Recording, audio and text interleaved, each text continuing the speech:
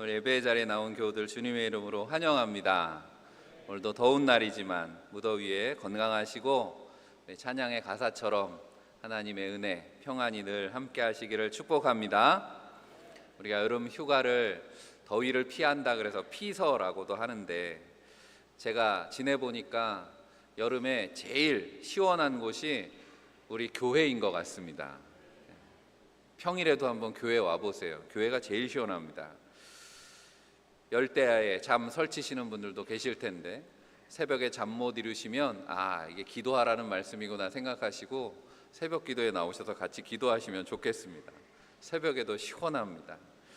우리 8월부터 다락방 기도회를 첫 주일에 하려고 합니다. 시간을 좀 정해서. 그래서 첫 주일 지난 금요일에 정기적으로 모이려고 하는데, 이번 주 금요일입니다. 이번 주 금요일 8월 다락방 기도회로 모일 텐데, 건강한 신앙의 회복을 주제로 모입니다. 우리 장로님 기도하신 것처럼 이제 청년부 수련회가 우리 마지막 여름 행사로 남아 있는데, 청년들 위해서도 기도하고, 또 보니까 이제 수능이 100일이 채 안 남았습니다. 그래서 수험생들을 위해서도, 수능 준비하는 자녀들 위해서도 기도합니다. 가족들 함께 오셔서 시원케 하시는 하나님의 은혜를 경험하시기를 바랍니다. 오늘 우리가 읽은 시편 23편은 푸른 초장 맑은 시냇물가가 나오는 구절이라서 피서지에 가서 읽어도 잘 어울릴 만한 그런 성경입니다. 오늘 영성 회복을 위한 고백이라는 제목으로 나눌 말씀은 너무도 유명한 다윗의 신앙 고백이 담겨 있는 시편입니다. 누구보다도 탁월한 신앙의 영성을 소유하고 있던 다윗이었기 때문에 시편 23편은 다윗의 시편 중에서도 시편이라고 할 수 있는 그런 말씀이죠. 이 고백의 말씀을 전하는 저와 듣는 여러분들이 오늘 우리의 고백이 되는 것, 이것이 오늘 말씀을 전하는 이 시간의 목적입니다. 오늘 말씀이 어떤 고백으로 시작합니까? 1절에 여호와는 나의 목자시니 내게 부족함이 없으리로다.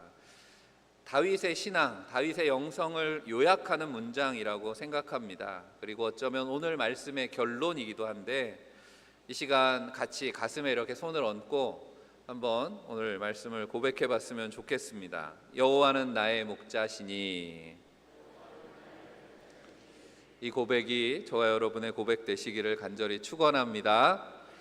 우리가 신앙을 고백할 때는 하나님이 어떤 분이신가 라고 하는 내용의 신앙 고백이 항상 들어 있습니다. 오늘도 우리가 사도신경 고백하면서 나는 믿습니다. 어떤 하나님을, 전능하시고 천지를 만드신 하나님을 믿습니다. 하나님이 어떤 분이신가라는 고백을 우리가 했습니다. 예수님에 대해서도 성경의 고백 가운데 예수님이 하나님이십니다라고 하는 고백을 담은 복음서 가운데 요한복음이 특별히 예수님의 신성을 강조합니다. 그런데 그 말씀 속에 주님께서 자신을 스스로 계시하신 내용 중에 나는 선한 목자다라고 말씀하셨습니다. 그러니까 오늘 본문의 다윗의 시편과 예수님의 말씀을 같이 연결해서 생각해 보면 주님께서 하나님이시다라는 사실을 직접 계시하신 겁니다. 여호와는 나의 목자이십니다라는 고백은 그 고백하는 사람의 입장에서 생각해 보면 나는 하나님의 기르시는 양입니다라는 고백도 되는 거잖아요. 하나님은 나의 선한 목자십니다 하면 나는 하나님의 양이 되는 거죠. 하나님과 나와의 관계에 대한 믿음이 담긴 고백이라고 하는 것을 우리가 알게 됩니다. 그리고 이 고백에서부터 우리의 신앙이, 영성이 시작되는 거다라는 거죠. 다윗은 우리가 아는 것처럼 이스라엘의 왕이 되기 전에 어려서부터 양을 치는 목동이었습니다. 그래서 우리가 읽은 시편 23편에는 그 목동이었던 다윗의 삶의 고백도 담겨 있는 거죠. 필립 켈러라고 하는 사역자가 있습니다. 이분은 동아프리카에서 선교사의 아들로 태어나서 그곳에 있어 양떼를 치던 목동들과 함께 어려서 생활을 했습니다. 나중에는 이제 캐나다에 유학을 하기도 했는데, 이분이 쓴 책 중에 우리말로는 양과 목자라고 번역된 책이 있습니다. 이 양과 목자라는 책에 시편 23편에 대한 해석이 나옵니다. 오랫동안 실제로 양을 길렀던 목자의 입장에서 시편 23편을 보면 어떻게 읽히는가? 필립 켈러는 시편 23편을 하나님의 성실하심을 찬양하는 다윗의 찬송가라고 불렀습니다. 하나님의 성실하심을 찬양하는 다윗의 찬송가. 이 시편 23편 전체에는 선한 목자이신 주님께서 당신의 양들을 기르시기 위해서 모든 노력과 고통을 아끼지 않으시는 모습을 자세하게 묘사하고 있다라는 것입니다. 켈러는 자신의 경험을 통해서 이렇게 이야기합니다. 양의 운명은 그 양을 소유하고 있는 사람이 누구인가에 달려 있다. 어떤 사람의 소유가 어떤 목자의 소유냐라고 하는 게 양의 운명을 좌우한다는 것입니다. 다윗은 어떤 신앙의 고백을 가지고 있었습니까? 철저히 자신을 하나님의 소유라고 하는, 하나님이 나의 주인이십니다 라는 고백을 가지고 있었던 다윗입니다. 그 다윗에게서 우리가 배우고 회복해야 되는 신앙의 고백이 어떤 것인가 오늘 함께 배우기를 원합니다. 첫 번째로, 여호와는 나의 목자시니 부족함이 없습니다. 1절의 말씀이죠. 하나님보다 좋은 목자가 있겠습니까? 양의 입장에서 생각해 본다면 최고의 목자는 하나님이시다라고 하는 거죠. 그러므로 하나님과 바른 관계에 있으면 부족함이 없다. 무슨 말입니까? 한마디로 말하면 행복하다라고 하는 겁니다. 그러니 어떻습니까? 여러분에게 묻습니다. 여러분 행복하십니까? 공조기 소리 때문에 잘 안 들려 대답이. 찬양대는 크게 대답을 하셨는데, 제가 설교를 준비하면서 이 필립 켈러라는 분 덕분에 양에 대해서 좀 더 알게 됐습니다. 저도 양은 그저 그림에 보는 양일 뿐이었으니까 목자의 입장에서 오는 양은 어떨까? 물론 양은 온순한 동물이라는 것 정도는 우리가 알고 있습니다. 그런데 이 양이 편안하려면, 양이 편안하게 쉬려면 4가지의 조건이 갖추어져 있어야 편안하게 쉴 수 있다는 겁니다. 그러니까 양의 행복의 조건인데, 근데 가만히 들어보면 이게 우리한테도 그대로 적용되는 내용이기 때문에 말씀을 드리는 겁니다. 그 조건들이 뭐냐면, 첫 번째는 양들은 두려움에서 해방이 되지 못하면 쉬지 못한다는 거예요. 온순하기도 하지만 겁도 많기 때문에 그렇습니다. 어디선가 뭐가 푹 튀어나오면, 토끼라도 한 마리 튀어나오면 놀라서 우르르 도망을 다닌다는 거죠. 그렇게 또 양 한 마리가 뭔가에 놀라서 뛰어가기 시작하면 곁에 있던 다른 양들은 영문도 모르고 같이 우르르 또 달려간다는 겁니다. 때로 맹수의 추격이라도 받게 되면 새끼를 뵌 암양들 같은 경우에는 놀라가지고 조산을 하거나 유산을 하기도 한다는 거죠. 두 번째로, 다른 양들과의 경쟁이 있으면, 알력이 있으면 쉬지 못한다는 겁니다. 동물의 왕국 같은 거 보면 나오잖아요. 동물의 사회도 다 똑같이 위계 질서가 있다는 거죠. 그래서 닭들을 모아놓으면 서로 막 부리를 가지고 쫍니다. 우두머리가 되려고. 소들은 뿔로 싸웁니다. 양들은 머리를 이용한다는 거예요. 머리로 막 밀친다는 겁니다. 좋은 풀밭을 차지하기 위해서 우두머리가 되려고 다른 양들을 머리로 밀어냅니다. 그렇게 경쟁이나 알력이 있으면 편안히 쉴 수가 없지요. 세 번째 조건은 파리나 진드기 같은 해충들로부터 자유롭지 않으면 쉬지를 못합니다. 해충이나 벌레들이 몸에 달라붙겠죠. 그래서 막 발을 부르기도 하고 몸을 흔들기도 하고 머리를 흔들고 움직여 보지만 그 해충을 쫓는 게 쉽지 않지요. 말처럼 꼬리가 길다거나 코끼리처럼 코가 길면 모르겠지만 몸을 움직여 가지고 해충을 쫓아내는 게 쉽지 않습니다. 네 번째 조건은, 이거는 우리한테도 똑같이 해당되는 조건이죠. 양들은 허기가 지면, 배가 고프면 편안하게 쉴 수가 없습니다. 그래서 늘 양식을 공급해 줘야 되는 거죠. 이처럼 양들이 푸른 풀밭에서 편안해 보이지만 정말 편안하게 쉬려면 그들이 두려움과 긴장과 노여움과 배고픔으로부터 완전히 해방되지 않고는 쉴 수 없다. 한마디로 말해서 우리가 보는 양들이 우리 생각처럼 그렇게 평안하지 않다라고 하는 것입니다. 그렇다면 이러한 불안과 염려로부터 양들을 해방시킬 수 있는 사람이 누구입니까? 그렇지요. 목자가 있어야 되는 겁니다. 그래서 양들은 편안히 쉬고 행복하게 자랄 수 있게 하는 것은 믿음직한 양치기가 있어야 된다라고 하는 거죠. 좋은 목자는 그래서 양들이 이렇게 편안히 쉴 수 있는 조건을 잘 아는 게 좋은 목자입니다. 그들이 허기지지 않도록 좋은 목초지를 따라서 그들을 이동시키고 해충들이 달라붙지 못하도록 양들의 머리에다가 향을 섞은 약재를 기름을 바르기도 한다는 거죠. 오늘 말씀에 주께서 내 머리에 기름을 바르셨으니 라는 게 양들이 그렇게 실제로 목동이 머리에 기름을 발라준다는 거죠. 때로는 우두머리 싸움을 하는 수양들 머리에는 구리스라 그러죠. 이렇게 미끌미끌한 기름을 발라줘서 그걸 잔뜩 발라가지고 서로 머리를 부딪히고 싸울 때 다치지 않도록 예방해 주기도 한답니다. 또 밤낮으로 양떼의 주위를 살펴서 혹시라도 맹수들이 노리지 않을까 보호하는 역할도 하는 겁니다. 어떻습니까? 우리 인생도 마찬가지 아닙니까? 많은 사람들이 불행한 삶을 사는 이유 중에 하나는 내가 뭔가 부족하다라고 생각하는 거죠. 뭔가 결핍이 있기 때문에. 하나님을 알지 못하는 인생은 그 결핍을 채우기 위해서 발버둥을 칩니다. 나름 인생의 강자가 되기 위해서 노력합니다. 하지만 변하지 않는 사실은 우리의 인생은 험한 광야에 놓인 어리석고 연약한 양일 뿐이다 라고 하는 것입니다. 이사야 선지자가 이것을 잘 표현했습니다. 이사야 53장 6절에 우리는 다 양 같아서 그릇 행하여 각기 제 길로 갔거늘 말씀합니다. 다 양처럼 제 갈 길로 간다는 말씀이 뭐겠습니까? 성경이 말씀하는 인생의 모습은 길 잃은 양들과 같다라고 하는 거죠. 그래서 그들은 언제나 채우지 못하는 갈증과 허기를 느끼며 살아갑니다. 메마른 인생의 갈증과 허기를 채우기 위해서 사람들은 스스로 해결책을 찾습니다. 그리고 그것이 자신들만의 좋은 방법이라고 여기고 그런 일들에 매달립니다. 여행을 하기도 하고 스포츠를 즐기고 사람들을 사귀고 취미에 몰두합니다. 하지만 그 영혼의 깊은 공허를 결코 채울 수 없는 것을 발견하게 되죠. 왜 그렇습니까? 17세기 프랑스의 철학자이면서 신실한 믿음의 사람이었던 블레즈 파스칼이라고 하는 분이 있습니다. 들어보셨죠? 파스칼이 이런 말을 했습니다. 모든 사람의 마음 속에는 하나님이 만드신 공백이 있다라고 하는 거예요. 하나님이 만드신 공백이 있기 때문에 하나님의 자리는 세상의 그 무엇으로도 인간의 능력으로도 채울 수 없다는 거죠. 하나님만이 채워주실 수 있는 공간이라는 거예요.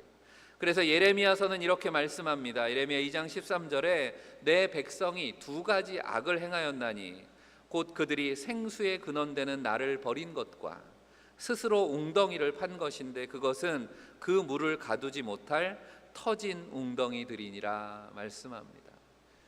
그 공간을 채워주실 하나님을 버린 채 엉뚱한 웅덩이를 만들어 스스로 채우려고 하는 그 노력은 헛될 수밖에 없다. 왜 그렇습니까? 인생 스스로 만든 그 웅덩이는 터질 웅덩이기 때문에 그 어떤 갈증도 채울 수 없다라고 말씀합니다. 여호와는 나의 목자시니 내게 부족함이 없습니다 라는 고백에는 주님이 누구보다도 내게 필요한 것을 가장 잘 아시는, 내 마음, 내 안의 문제, 내 아픔과 고통을 나보다 더 잘 아셔서 내 문제를 가장 정확하게 파악하고 계신 분이다라고 하는 의미가 담겨 있는 것입니다. 내가 고통 가운데 눈물을 흘릴 때 주님은 그 눈물의 그 근본적인 이유를 아십니다. 주님은 내가 기도하기 전에도 이미 내 염려를 필요를 다 알고 계시기 때문에 나의 부족함을 완전하게 채워주실 분은 오직 주님뿐임을 믿으시기를 바랍니다. 두 번째로 우리 한번 같이 고백해 봅시다. 여호와는 나의 목자시니 나를 일으켜 세워주십니다. 두 번째 우리가 회복해야 되는 신앙의 고백입니다. 양을 기르다 보면 양들이 잘 넘어진대요. 넘어지면 또 혼자 힘으로는 다시 일어날 수 없는 양들이 있다는 겁니다. 기운이 없어서만 못 일어나는 게 아니고 어떤 때는 새끼를 베어서 몸집이 커져서 몸집이 비대해진 건강한 양들에게도 이 넘어지는 일들은 자주 일어난다는 거죠. 그런데 한번 넘어지면 발버둥을 쳐도 못 일어나는 경우가 있다는 거죠. 소리를 질러보지만 지치는 상황만 발생하는 거지 상황이 악화될 뿐 스스로 해결하지 못하는 문제에 있습니다. 넘어져서 발버둥 치게 되면 더 큰 문제는 넘어져 있는 사이에 몸 안에 가스가 찬다는 거죠. 혈액순환이 방해를 받게 되고 몸이 마비되기 시작합니다.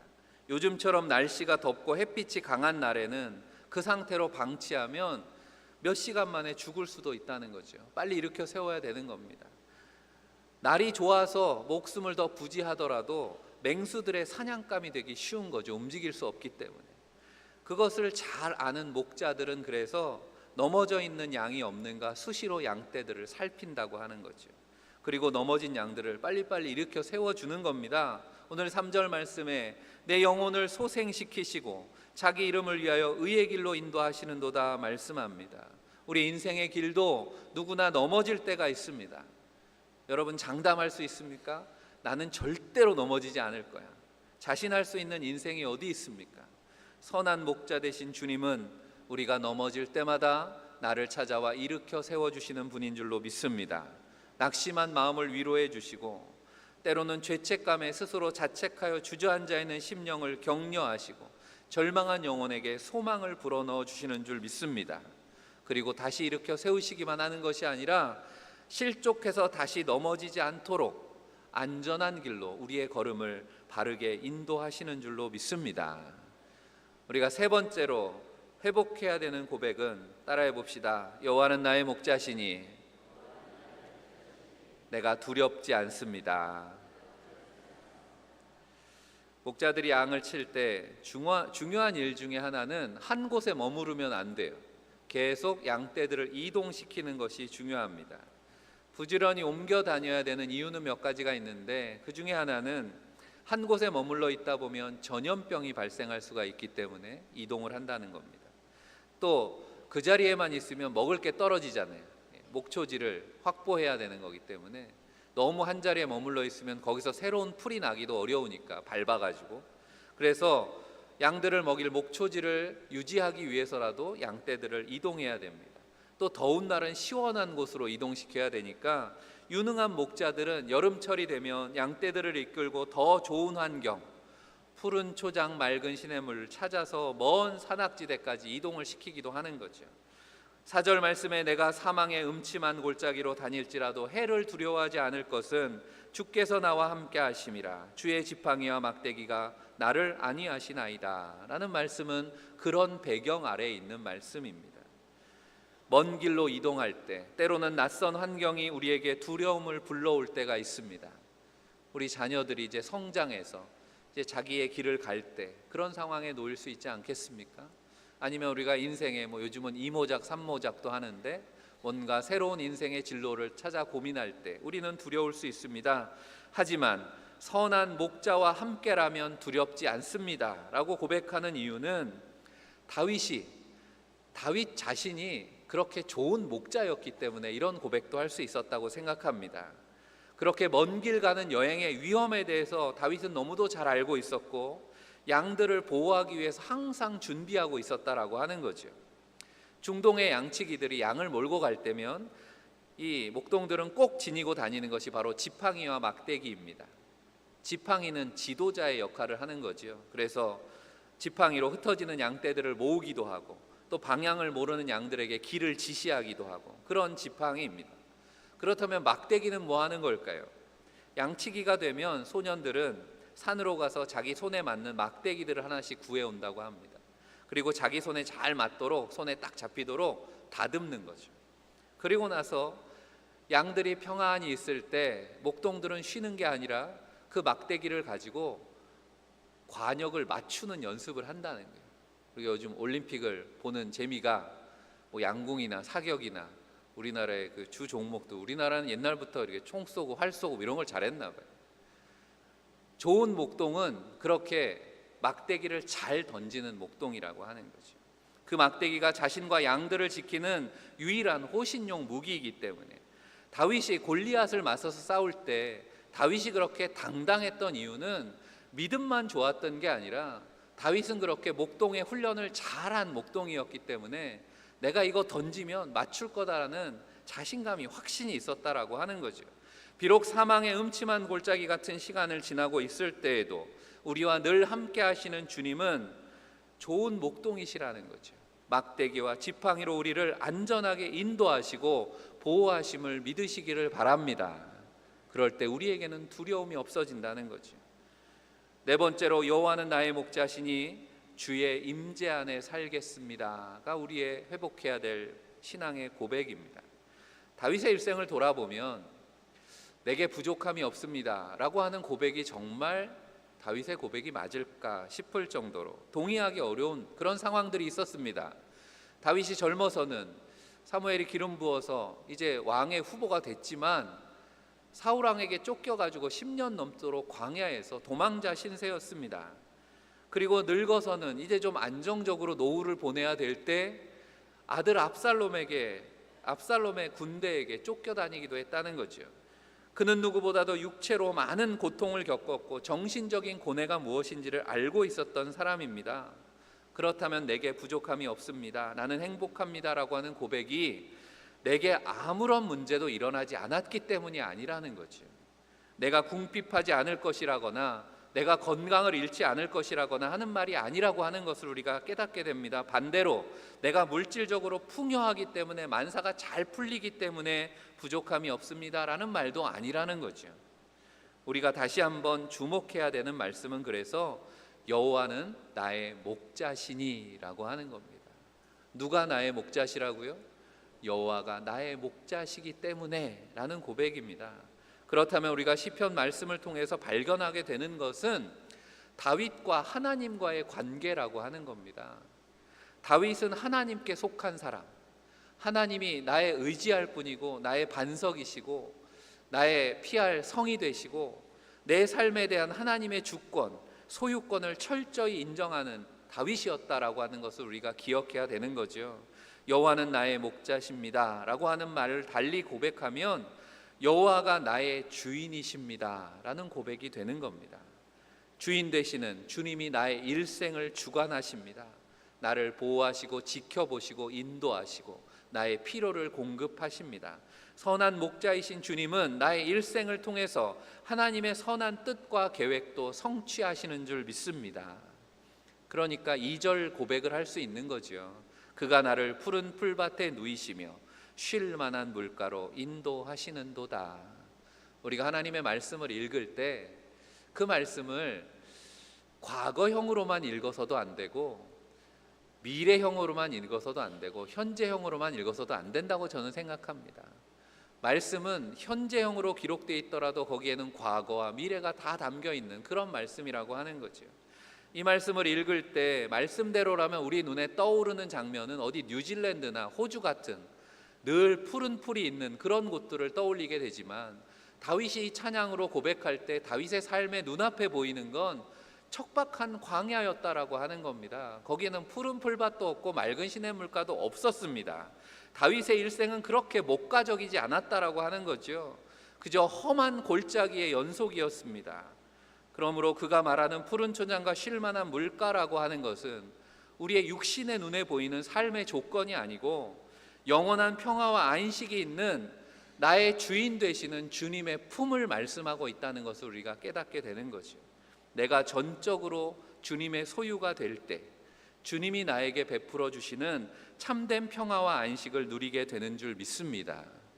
우리 그런 믿음의 고백으로 오늘 6절 말씀을 같이 한번 고백했으면 좋겠습니다. 다 같이 고백해 봅니다.